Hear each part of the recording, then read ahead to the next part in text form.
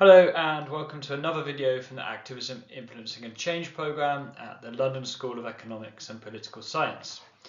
Today we're going to be talking about SMART asks or goals, and we're going to be picking up essentially where Duncan left off in the video about points of entry.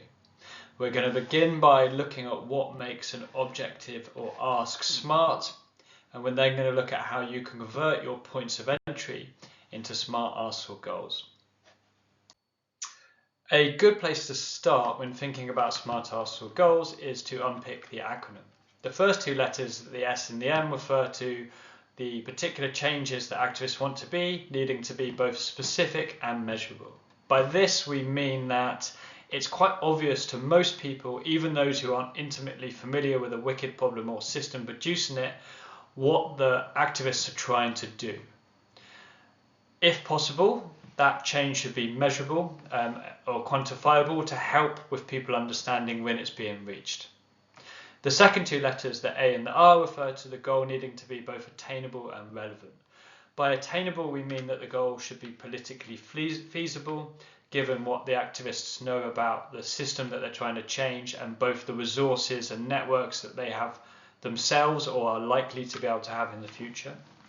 And the goal must also be relevant in the understanding that by achieving it, it will drive some kind of change in that overall problem that the activists are interested in. There's no point on working on something that's only going to mildly change the system, even if radical or transformational change is impossible at this moment. Lastly, it can be often important that SMART asks or goals are timely. This means setting a deadline by which they need to be achieved, or particular milestones towards them need to be achieved. This helps to orientate and focus those in realizing an influencing campaign. It's also a good way to communicate your particular goals and the changes you want to see to other people. When formulating SMART asks or goals, one way to think about them is as things that you want others to do or things that you want others to do differently. Usually particular power holders within that system or organizations or institutions. It's essentially a demand of them for some kind of change. When you're formulating those SMART asks or goals, you should also try and include how that system or that problem will look if they agree to your demands and your SMART asks or goals are realized. Essentially teasing your vision of an alternative or better world within your SMART asks or goal.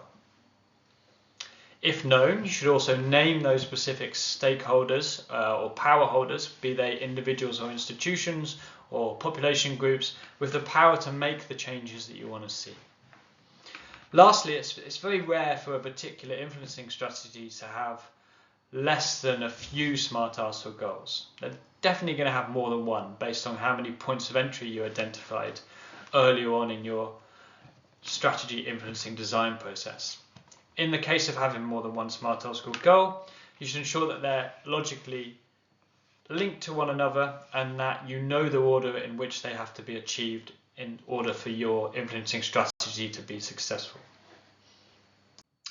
To illustrate how we might move from points of entry that's been identified with a fishbone analysis to SMART asks or goals, we have an example here from a hypothetical campaign that was interested in increasing access to education for autistic children in Pristina in Kosovo.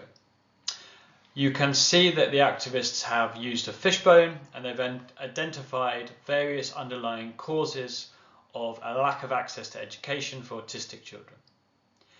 From amongst those causes, they thought to themselves who they are as activists and as an organisation, the resources they have and what they know about the wider system.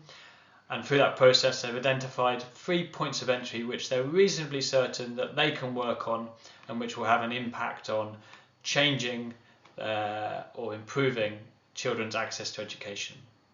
Those causes are stigma around seeing autism as an illness, a lack of a legal mandate to ensure that children have support from schools if they're autistic, and a lack of budget transparency around how the education budget is spent.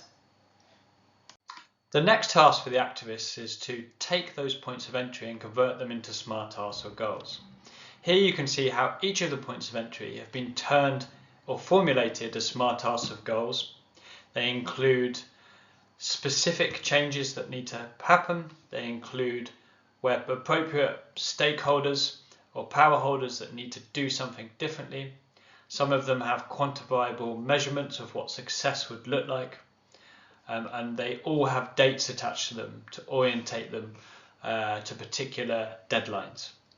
If we just take the second one for an example on the lack of budget transparency, the SMART task or goal attached to that is that the Ministry of Finance must publish twice a year budget reports by November 2027, and that it must also hold regular consultations with representatives from the autistic community.